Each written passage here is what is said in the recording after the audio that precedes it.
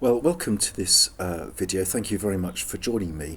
As I just want to explore some thoughts, starting with the story of the Israelite people's exodus from Egypt, and particularly looking at Pharaoh's hardening of his heart, and more generally the idea that of contradictions that would appear to come in the Bible and how we can go about resolving these.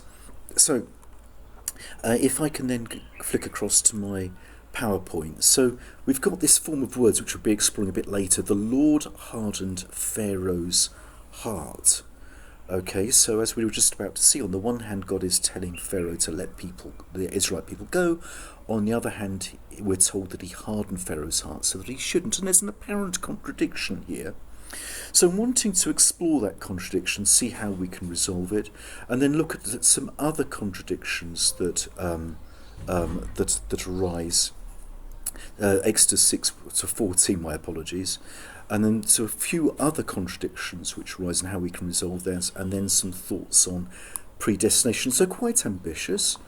I hope my thoughts make sense. Do come back to me if you have any comments on those. So, the context then of the Exodus: at the end of the book of Genesis, we have the Israelites in Egypt, as the family of Joseph has been relocated from Canaan. Joseph, of course, masterminded the survival plan through the famine.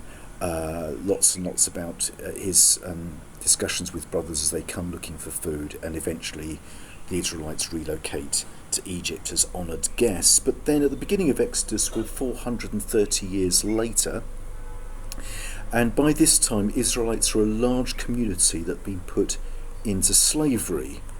God then tells Moses, and then later Aaron, to go to Pharaoh, the king of Egypt, and ask that the Israelites be allowed to return to Canaan, the promised land.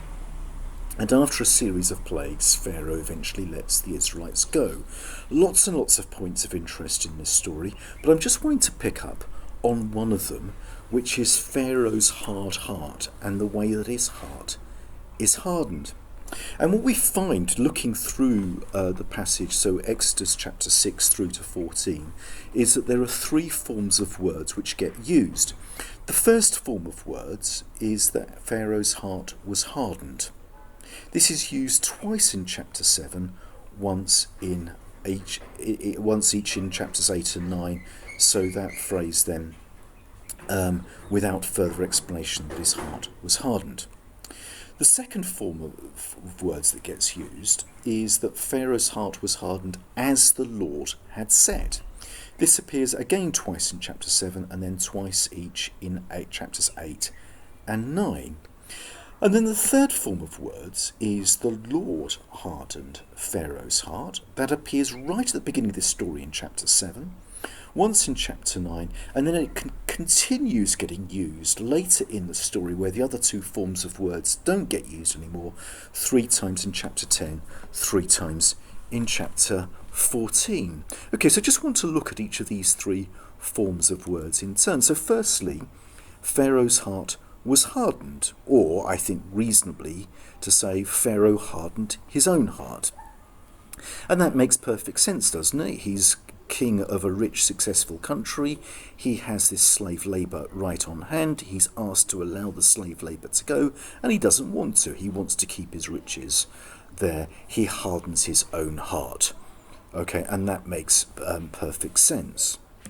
And then the second form of words, Pharaoh's heart was hardened as the Lord had said. Again, I would suggest actually seems perfectly reasonable. I mean, for goodness sake, as human beings, we can predict each other's behaviour with a fairly large level of accuracy. I mean, here I am recording this on a Sunday afternoon. Anybody who's been watching my actions over the last few weeks could reasonably have predicted that I would go to St Stephen's Kisugu here in Kampala this morning, and that is what I did. The fact that I can be predicted in my behaviour does not make it any more or less culpable or praiseworthy. It's just what it is. And so if we can predict each other's behaviour, so much more can God, in his infinite wisdom and knowledge, predict our behaviour. So the fact that the Lord had said that Pharaoh's heart was hardened is fair enough. Okay, the Lord predicted what Pharaoh was going to do. That does not make Pharaoh any less culpable for what he did. But it's this third form of words where things get a bit difficult. The Lord hardened Pharaoh's heart. And here we have the first of the contradictions I want to look at in this video. On the one hand, God is saying to Pharaoh through Moses and Aaron, let the Israelites go. But on the other hand, we're told that he hardens Pharaoh's heart so that he should not let them go. That, on the face of it, as I say, would appear to be contradictory. Well, let's just look at that in a bit more detail. Just back over the sequence of events. At the beginning of the story, I suggest, Pharaoh exercised his free will in choosing not to let the Israelites go. He hardened his own heart. God responded that nevertheless the Israelites were to be released. Okay? And so what then happens, it would appear, is that Pharaoh's refusal to do what God wants itself becomes part of God's purposes. And then we get told, particularly in chapter 10 verse 1, but also 11, 9, 14, 8, that God's glory is shown through this sequence. And so just looking then at chapter 10 verse 1, the Lord said to Moses, go into Pharaoh, for I have hardened his heart and the heart of his servants, that I may show these signs of mine amongst them, and that you may tell in the hearing of your son and of your grandson how I have dealt harshly with the Egyptians, and what signs I have done among them, that you may know that I am the Lord. Okay, so through the sequence of events, Pharaoh refusing to allow the Israelites to go, the series of plagues, and then the final Exodus, God's glory was shown. It was shown right there at the time, and it was shown for us, and here we are 2,500 years later, thereabouts, still 3,500 years later, still talking about these events that happened all that time ago. Okay, so coming back to the phrase, the Lord hardened Pharaoh's heart. Throughout the Bible, spanning thousands of years from beginning to end, one consistent thing, it seems to me, is that a style of writing and thinking deals with broad brushstroke truths and doesn't attempt in real time to dot I's and cross the T's in a way that in modern thought perhaps we would expect it to. So another example here I would suggest is Jesus said, ask and it shall be given to you, which gives one important truth about prayer. But then James in his epistle says, you don't receive because you don't ask, and when you do ask you don't receive because you're asking the wrong thing, which then gives some additional input into what Jesus said. So Jesus, when he said, ask and it shall be given you, makes no attempt to fill out all the small print. He's dealing in broad brushstroke, overarching truths about God and his sovereignty and what he wants for us. And I think that's quite important to understand here, that this story similarly is dealing with broad brushstrokes truths and is not attempting to dot every I and cross every T. So with that in mind, I think we can now see Pharaoh's wrongdoing becomes part of God's plan, demonstrating his glory. And once that's happened, the idea that Pharaoh has to harden his heart in order that this story should take place in the way that it did, therefore means that there's a sense in which the Lord hardened Pharaoh's heart. Yes, he had freedom of choice as to what to do. He chose to do the wrong thing. That became part of God's plan. And so there's a sense in which his wrongdoing becomes part of the plan. Therefore, his wrongdoing is then what, in a sense, what God has ordained. The Lord hardened Pharaoh's heart.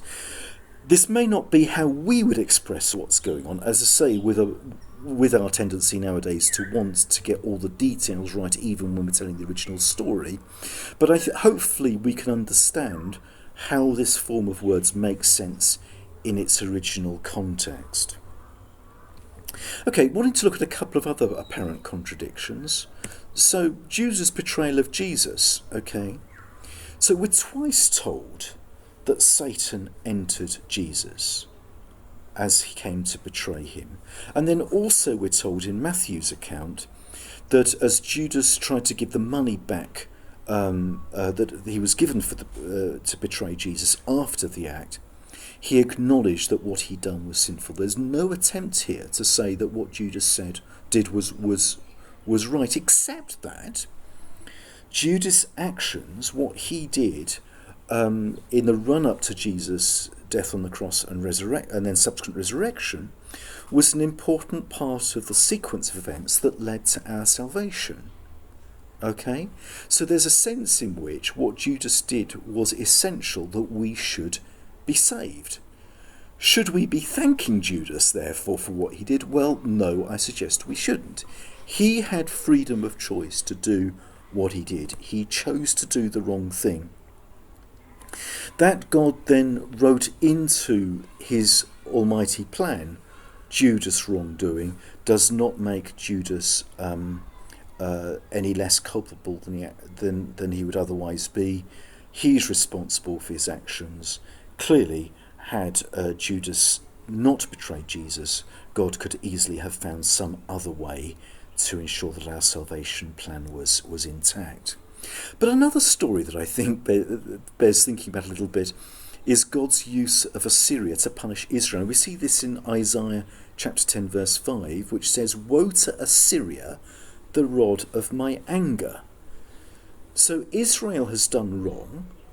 God uses Assyria, the main aggressive force in the Middle East at the time, to punish Israel. But then in due course, Assyria is itself punished because of the aggression towards Israel, which again would seem to be contradictory. I mean, what is it that God's wanting here? Does he want Assyria to punish Israel or not? Well, again, I think we can resolve these contradictions, can we not, by saying that that the fact that Assyria punished Israel and was invaded them does not mean was a sinful thing for them to be doing. The fact that it was part of God's almighty plan for other reasons does not let Assyria off the hook. They had freedom of choice to do what they wanted to do. The fact that it then becomes part of God's plan does not let them off the hook. And then some thoughts on predestination. Now, I have to say there's part of me that's a bit reluctant to go here because I'm very, very aware that many, many extremely fine brains have thought about this over the centuries since Jesus Christ. But it does seem to me to fit this pattern. So if I may, I would like just to explore this thought directly. But again, there would seem to be a contradiction. Because on the one hand, given what Jesus has done for us, it's our choice to become Christians. Okay? So in that very famous verse, John 3:16, we read, "For God so loved the world that he gave his only Son, that whoever believes in him should not perish, but have eternal life." If we believe in him, if we choose to do that, then we enter into his salvation. Okay, that's our choice at this point, given what Jesus has done for us. And then similarly, Joel 2:32, so one of the minor prophets, which then gets quoted in the New Testament, "It shall come to pass that everyone who calls on the name of the Lord will be saved." Again, it's up to us. We have to call on the name of the Lord. It's our decision. But yet there are other verses in the Bible which would seem to suggest that those who become Christians have been chosen by God. And so one example of this is Romans 8, chapter 8, verses 28-29. "For those whom he foreknew, he also predestined to be conformed to the image of his Son, in order that he might be the firstborn among many brothers. Those whom he predestined he also called, and those whom he called he also justified, and those whom he justified he also glorified. So this would seem to be suggesting that it's not our choice to become Christians, but we are chosen by God to become Christians. And that's kind of quite a difficult line of thought, of course, isn't it, really? That some people are chosen and others not. Few choose the narrow way, as we read in the Gospels. Okay, so we have this apparent contradiction. On the one hand, it's our choice. On the other hand, it's God's choice. But again, does there need to be a contradiction here? I would suggest there doesn't need to be. We have free will as to whether to accept Jesus or not. God in his infinite wisdom knows what we're going to do. Our actions become written into his purposes. And then the same kind of broad brushstroke approach that we were discussing a moment ago means that our action becoming written into his promises means that then becomes his will. Okay, so ultimately the idea that I choose to become a Christian and God chooses me, the two come together. God knows what I'm going to do. That becomes part of his purposes. And so I would suggest there need not be here a contradiction. So just to conclude then, ultimately, I suggest actually there isn't a conflict between Pharaoh having free will and God hardening Pharaoh's heart. These two things can actually happen side by side, particularly given that God knows what we're going to do, and our actions, our wrongful actions, can become part of his eternal plan. There's no conflict, I would suggest, between Judas doing wrong, yet nevertheless having a key part in our salvation plan. The fact that his actions was part of Jesus' death and resurrection does not let him off the hook. There's no conflict between Assyria being used to punish Israel and then being punished themselves. And there's no conflict, I would suggest, between our free will to choose to become Christians and predestination, the idea that God has chosen us. Well, if you're still with me, thank you very much for listening. I hope these thoughts make a certain amount of sense. Would be very interested to hear from you if you've got any thoughts based around this, and look forward to uploading further videos looking at things from the Bible in the near future. Thanks ever so much. Bye for now.